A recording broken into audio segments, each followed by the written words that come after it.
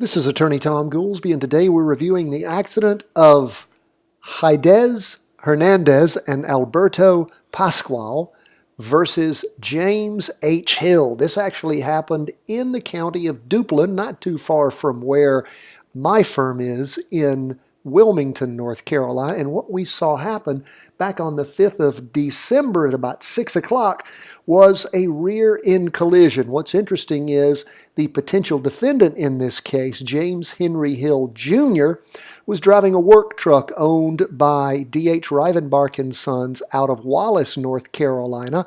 Both of the vehicles were pickup trucks, as identified in the accident report prepared by a Duplin County trooper by the name of Trooper JD Duff. What we see happen in this case, well, let's go through a few things first so that you get a better understanding of what we're dealing with. Neither of the vehicles was drivable after the incident. There was no one in the truck with Mr. Hill. There was a passenger with Mr. Hernandez, that's Mr. Pascual. We see that all of the people were actually belted in the accident. That's shown under item number 27. The 2 means that everybody had on seat belts. Item 28 lists ones, which means there was no deployment of an airbag. And the 2 individuals in the vehicle that was hit, Mr. Hernandez and Mr. Pascual, they were both evidently injured. That's the way the trooper noted it. So as we continue on with the accident report, we see what really happened on the back sheet, and that is under the narrative provided by the trooper. Vehicle 1, that is the vehicle driven by Mr. Hill, and Vehicle 2, driven by Mr. Hernandez, were both going east on North Carolina 41. Vehicle 2 slowed to make a right-hand turn onto a private driveway. I'm sorry, that's Vehicle 2. That's the Hernandez vehicle. Slowed. Vehicle 1 did not slow down and slammed into them. They were both moved out of the highway by the time that the trooper got there. What's interesting, though, is as you look up under the codes, under vehicle information 60 and 62, you see that the speed limit in the area was 55 miles an hour. Estimated speed originally was 55 of the vehicle that collided and rear-ended with the Hernandez vehicle, going about 15.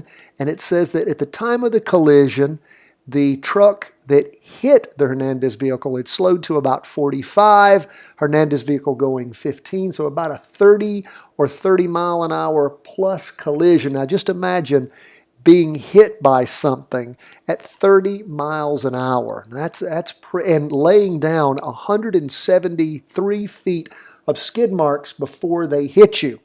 I wonder if indeed that speed estimate at the time they started braking is accurate, because significant damage done, both vehicles not drivable, and apparently Mr. Hernandez and his passenger, Mr. Pascual, were in such bad shape that they had to be taken by the Duplin County Rescue all the way to the Duplin Hospital, the Viaduct Duplin Hospital, where they sought treatment for their injuries. Mr. Hill was consequently charged with failure to reduce speed to avoid a collision.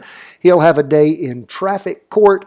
Of course, the good news for the 2 gentlemen who were injured is, since this was an incident where there was a commercial vehicle involved, then they probably have very, very good coverage. Not like they've been hit by an uninsured driver, or if their injuries are extensive and they were insured but didn't have enough to cover them, that's called underinsured. In a case where you have a professional policy, that is a policy on a commercial vehicle, typically really, really good coverage there. We're always happy to review these accidents for you, tell you sort of our way of thinking about these things.